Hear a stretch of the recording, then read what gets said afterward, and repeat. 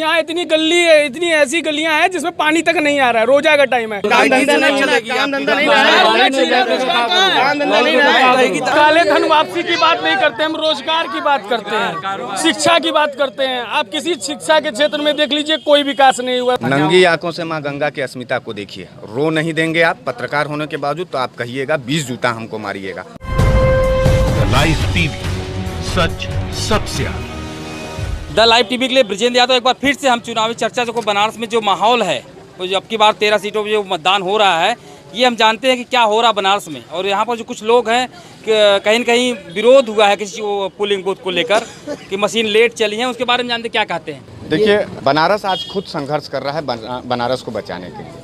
आज जिस तरीके से बाहरी लोग या गुजरात के लोग, महाराष्ट्र के लोग यहाँ बनारस आते हैं और हमारी सीट को जीत के जाते हैं, वैसे दौर में जो है हम लोग बनारस को बचाने की मुहिम पर, माँ गंगा के सवाल पर, स्वास्थ्य के सवाल पर, शिक्षा के सवाल पर लगातार जो बनारस के अंदर कैंपेनिंग हुआ और बनारस के साथ जो बेवफाई की गई है, बनारस के साथ जो लगातार भारतीय जनता पार्टी के लोगों ने इसका तिरस्कार किया है, बनारस अपने अस्मिता और सम्मान के लिए आज यहाँ संघर्ष कर रहा है। कहीं सुबह कुछ मशीनें खराबी, क्या उसमें कुछ गलतियाँ? देखिए, भारतीय जनता पार्टी को यह डर हो गया है कि भारतीय जनता पार्टी की यहाँ से सल्तनत घसक रही है। नरेंद्र मोदी जी यहाँ से ऐतिहासिक वोट से हारने जा रहे हैं। यहाँ की एक एक आवाम, एक एक जनता बनारस के पक्ष में, बनारस के सवाल पर वोटिंग कर रहा है। और वैसे सवाल पर जब वोटिंग करना शुरू करेगा तो बनारस के अंदाज में अपना तेवर दिखाएगा। ऐतिहासिक रूप से भारतीय जनता पार्टी को हराने के जा रहा है 23 मई को इसका आगाज। आपके साथ कुछ लोग हैं, ये लोग वोटर्स हैं, क्या आप लोग किस मुद्दे पर आपकी बार सरकार क्या करने जा रहे हैं? हम लोग तो विकास के नाम पे वोट देने जा रहे हैं। जो ये अब की बार वोटिंग चल रही है अब की बार बनारस में कि ईवीएम मशीन सुबह सुबह पता चला कहीं 2-3 जगह बंद होती,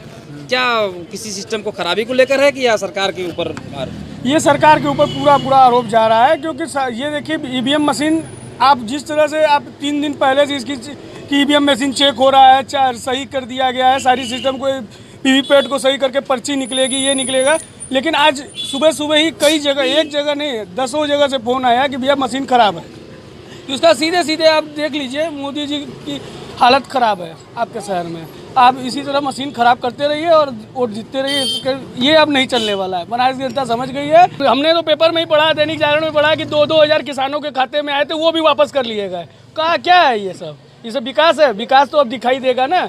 अब ये विकास दिखाया। आप लोग मतदान कर रहे हैं, कितना बड़ा पर्व है, 8 सीटों को लेकर वो हो रहा है। ये तो जागरूकता दिखाई दे रही है मतदान बहुत तेजी से हो रहा है। हमें यहाँ तक उम्मीद है 60+ जाएगा मतदान यहाँ का। देश का प्रधानमंत्री सच्चा ईमानदार आदमी होना चाहिए। पहली चीज, जो आदमी कहे वो करे। इन्होंने कहा 2 करोड़ रोजगार दूंगा, मैं कहता हूँ 5 साल में 10 करोड़ के बजाय इन्होंने 2 करोड़ रोजगार भी दिया? नहीं दिया। अलबत्त जो है 2 करोड़ नौकरियां खा गए। ये कि बनारस खुद बनारस को बचाने के लिए कहीं पे छुटपुट घटनाएं सुनने में आ रहे हैं कि महिलाओं का बुर्का उतारना, उनके ये भारतीय जनता पार्टी का जो नफरत की पॉलिटिक्स है, इसको बनारस समझ चुका है। ये कौमी एकता का शहर है। यहाँ अजान भी एक साथ होता है, यहाँ घंटे भी बजते हैं एक साथ। बाबा हर हर महादेव का भी नारा लगता है तो अल्लाह अकबर का भी नारा लगता है। तो हम लोग आपस के लोग भाई हैं और भाईचारा के साथ इस लोकतंत्र की रक्षा करने के लिए बनारस में मतदान जा रहा है। यहाँ बाहरी बनाम घरेलू की लड़ाई चल रही है। बनारस अपने औलाद को जिताने जा रहा है, अजय राय को जिताने जा रहा है बनारस पूरी तरीके से। और भारतीय जनता पार्टी के जितने भी कुकृत्य हैं, बुर्का उठा करके चेक करवाना, क्या इसके पहले जो है लोकतंत्र में ऐसा आपने देखा था? एक 85 कैंडिडेट बनारस के अंदर जो है प्रत्याशियों का निरस्त होता है पर्चा, क्या आपने कभी ऐसा देखा था? मैं पूछना चाहता हूं नरेंद्र मोदी से, 5 साल बीत गया है, किसानों के सवाल पर कई केंद्र आज तक नहीं खुल पाया। जिला अस्पताल में एक भी आईसीयू का निर्माण नहीं हो पाया। मंडलीय अस्पताल में यहाँ का एक भी प्राथमिक विद्यालय डिजिटल नहीं बन पाया। डिजिटल सरकार है ये। और यहाँ का जो भ्रष्टाचार है, यहाँ का जो घुसखोरी है, वो चरम पर है। तो कहती है बनारस में विकास किया है, कैंसर अस्पताल बनाया जो कि अस्पताल पहले से चलता था। नंगी आंखों से माँ गंगा की अस्मिता को देखिए, रो नहीं देंगे आप पत्रकार होने के बावजूद, तो आप कहिएगा 20 जूता हमको मारिएगा। और अगर ये बात सच तो हो गई, माँ गंगा के अस्मिता के सवाल पर ये भारतीय जनता पार्टी के लोगों ने जिस तरीके से बनारस वासियों के साथ गद्दारी की है, उसका जवाब आज 19 तारीख को मिलने जा रहा है। 23 मई को आप ये इतिहास दिखाएंगे कि एक प्रधानमंत्री बनारस से हार रहा है। बनारस प्रधानमंत्री जिताता है तो प्रधानमंत्री को बनारस हराएगा। भाई, इस बात को मैं कहना चाहता हूँ। गंगा की सफाई हुई है और जगह विकास हुआ है। लोग को खाली कांग्रेस, अजय राय औलाद, ये प्रधानमंत्री ने इस बार अकेले लगा। राहुल गांधी ने अमेठी से भी लड़ा और वायनाड से भी लड़ा। क्यों? क्योंकि उनके अंदर डर था, क्योंकि विकास अमेठी में नहीं हुआ है। बनारस में हुआ है और 7 लाख वोटों से नरेंद्र मोदी जीतेंगे। 23 मई को आप देख लीजिएगा। अरे ये खाली जुमलेबाजी करते हैं, विकास कुछ नहीं हुआ। चौकीदार चोर है, चौकीदार चोर ही है। हम लोग अपने सेफ के लिए रखे थे मगर वो हम लोग चुरा के ले गया, रोजगार ले गया, सब बर्बाद कर दिया। सबसे बड़ा चोर तो कोई है ही नहीं। चौकीदार चोर। बनारस में काफी सारे विकास के दावे किए थे। ये दावे नहीं किए थे, किए नहीं ना है, दावे तो बहुत करते हैं, जुमलेबाजी करते हैं और कुछ नहीं, सिर्फ जुमलेबाजी है और कुछ नहीं। डिजिटल विकास हुआ है, डिजिटल जितना जो आप विकास देख रहे हैं डिजिटल विकास हुआ है। ये देखिए लल्लापुरा से मुस्लिम कॉलेज इसको कहते हैं डिजिटल विकास हुआ है कि सड़कें देख लीजिए। 15 लाख की बात हमने नहीं, हम 15 लाख की बात नहीं करते हैं, हम काले धन वापसी की बात नहीं करते, हम रोजगार की बात करते हैं, शिक्षा की बात करते हैं। आप किसी शिक्षा के क्षेत्र में देख लीजिए कोई विकास नहीं हुआ, रोजगार के क्षेत्र में देख लीजिए कोई विकास नहीं हुआ।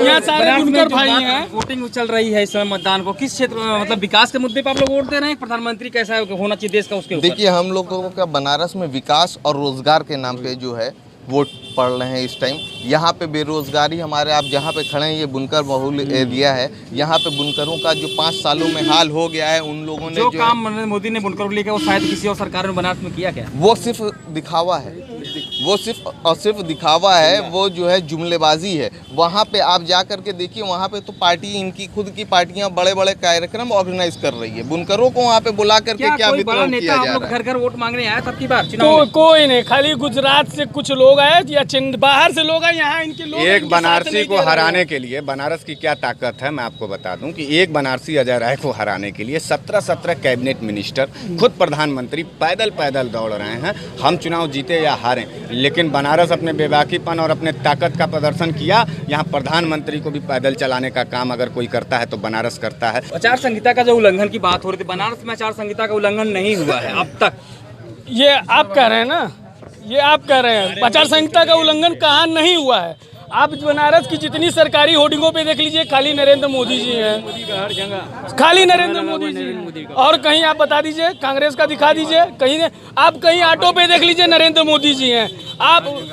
आप डिजिटल के मामले में देख लीजिए खाली नरेंद्र मोदी जी हैं। ये खाली जनता का पैसा डिजिटल के नाम पे अपने ऊपर इन्होंने उड़ाया और कोई विकास, यही विकास है। बनारस में जितनी होर्डिंगें लगी उनके नाम की, बस यही विकास है। जो लाइटें लगी यही विकास है और कोई विकास नहीं हुआ। अब नहीं तो सड़क की तस्वीर खींच लीजिए, 5 साल की ये सब तस्वीर है, ये विकास है। विकास के नाम पे क्या हुआ? आप सड़कें देख लीजिए यहाँ की किस तरह से। अभी पीछे चले जाइए, वहाँ पानी तक नहीं आ रहा है। रोजा का टाइम है, यहाँ इतनी गली है, इतनी ऐसी गलियाँ हैं जिसमें पानी तक नहीं आ रहा है। रोजा का टाइम है, कारोबार नहीं हो पा रहा है। 22 घंटा लाइट रहती है, लाइट नहीं रहती है, लाइट से क्या लेना? लाइट से क्या? काम धंधा नहीं चलेगी, काम धंधा नहीं रहा है, रहेगी तभी ना बुनकर काम करेंगे। पानी रहे, खाना ना रहे तो क्या होगा? भैया मेरी बात आप सुने, अभी लोगों ने कहा कि 20 घंटा 22 घंटा लाइट रहती है। मैं कह रहा हूँ कि 20 घंटा 22 घंटा लाइट रहने से क्या फायदा जब मेरे पास काम नहीं रहेगा? लाइट लेकर के मैं क्या करूंगा जब मेरे पास रोजगार नहीं रहेगा, मेरे पास कारोबार नहीं रहेगा, तो मैं लाइट लेकर के क्या करूंगा? लाइट बनारस का जो मुद्दा है, ये तो ठीक है, एक प्रधानमंत्री सांसद चुन रहे हैं, लेकिन कहीं के जो देश का प्रधानमंत्री वो कैसा होना चाहिए आपको? लाइव टीवी, सच सबसे आगे।